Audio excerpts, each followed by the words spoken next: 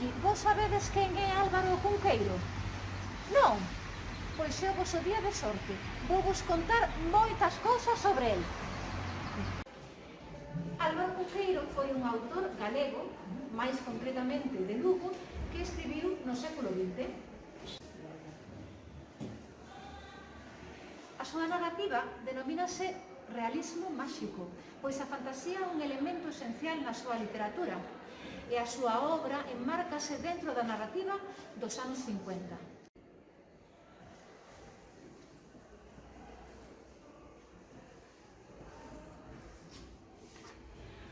Unha das características da súa obra é a presenza dos mitos de varias procedencias, como Merlín, Artur, do ciclo artúrico, da materia de Bretaña, que, ao vivir en Galiza, fan da nosa terra un lugar mítico e máxico.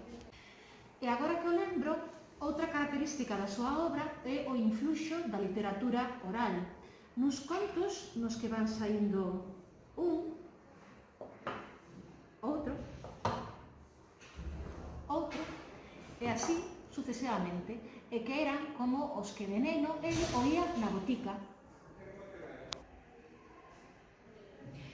Nunha carta a Fernández del Riego dicía Cunqueiro: Ulises e Hamlet son para min case unha religión, como símbolos máxicos desa religión que se chama home. A influencia de Shakespeare tamén se ve en Función de Romeo e Xulieta, famosos namorados, incluída na súa obra Crónicas de Sochantre.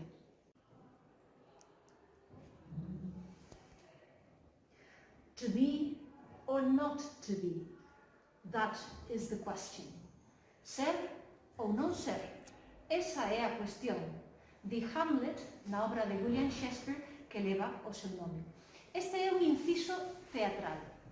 Cunqueiro foi un grande admirador de Shakespeare, en concreto da obra do Ser ou non ser, ata o punto de dedicarlle en 1958 a súa propia reinterpretación dramática, baixo o título O incerto señor Don Hamlet, príncipe de Dinamarca.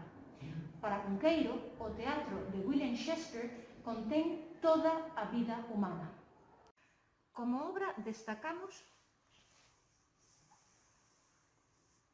Merlín e familia, que son relatos contados polo vello criado de Merlín, mago que ten unha pousada en Galicia a que chegan os máis raros personaxes na procura de axuda.